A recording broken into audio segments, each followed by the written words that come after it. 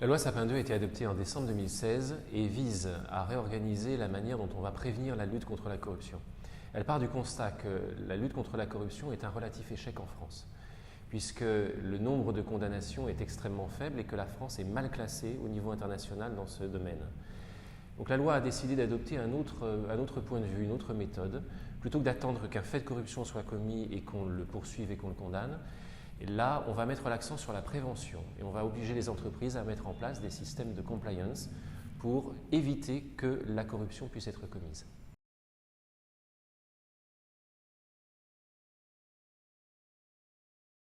La première disposition fondamentale, c'est l'article 17 qui concerne les grandes entreprises, plus de 500 salariés et plus de 100 millions d'euros de chiffre d'affaires. La loi les oblige, et c'est sous la responsabilité des dirigeants à titre personnel, à mettre en place un dispositif complet de compliance qui va comprendre d'abord une cartographie des risques, c'est la base. On va analyser concrètement quels sont les risques auxquels l'entreprise et ses collaborateurs sont exposés. Ensuite, on va rédiger un code de conduite qui va expliquer aux salariés, aux collaborateurs, comment éviter qu'on se trouve en situation de corruption, en situation de risque, en fonction de cette cartographie.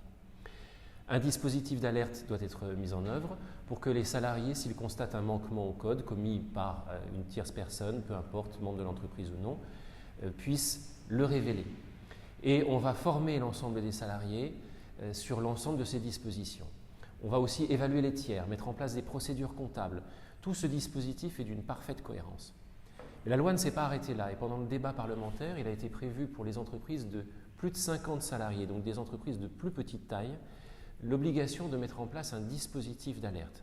Elles aussi devront avoir un dispositif, mais cette fois-ci beaucoup plus vaste qu'un simple manquement au code de conduite. Ce dispositif va couvrir tous les crimes, tous les délits, tous les manquements graves à la loi ou au règlement, à un engagement international de la France, une atteinte à l'intérêt général. Tous ces éléments pourront être reportés, révélés par les salariés qui les constateraient.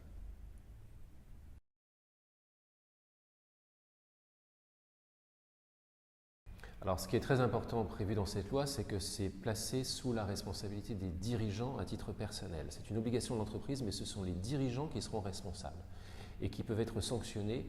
Il y a une nouvelle agence, qui est l'Agence française anticorruption, qui opère des contrôles, non pas sur l'existence d'une corruption, mais sur la mise en place effective, réelle et de qualité du dispositif, des dispositifs prévus par la loi.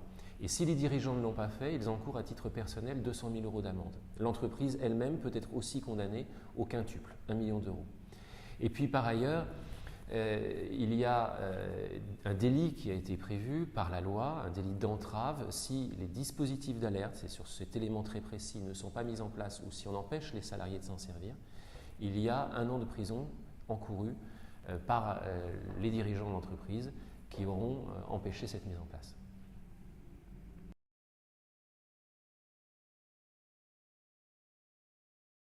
De telles obligations sont évidemment perçues par les entreprises comme une contrainte, comme une nouvelle mesure qui doit être mise en œuvre. On va mobiliser des équipes, on va devoir dégager un budget, donc ça n'est évidemment pas de gaieté de cœur que les entreprises doivent le faire.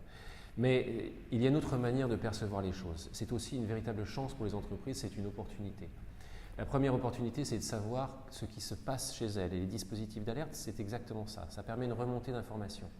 L'entreprise ne sait pas toujours qu'il y a une corruption, un détournement de fonds, du harcèlement commis dans tel ou tel service par telle ou telle personne. Donc c'est un moyen de le savoir et d'être à l'origine d'une éventuelle procédure. J'ai créé une plateforme d'alerte qui s'appelle eticorp.org et nous avons réalisé avec l'Association française des juristes d'entreprise, qui est la plus grande association de juristes en France, une grande enquête en 2017 qu'on va reproduire en 2018 auprès de plus de 7500 juristes. Et on les a interrogés notamment sur le montant moyen d'un litige. Combien coûte à l'entreprise un litige? Le montant moyen donné par les juristes, c'est 286 000 €.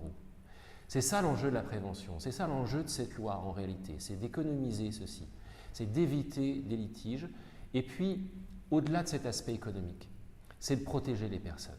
Les personnes, les femmes et les hommes de l'entreprise sont au cœur du dispositif. On les protège en sachant ce qui ne va pas et en évitant que cela ne se produise ou que ça ne se reproduise.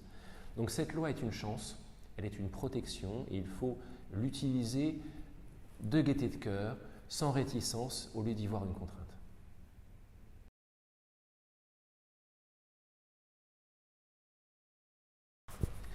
Les entreprises et leurs dirigeants ne sont pas forcément préparés à ce type de dispositif et n'ont pas l'habitude de mettre en place des processus comme celui-ci.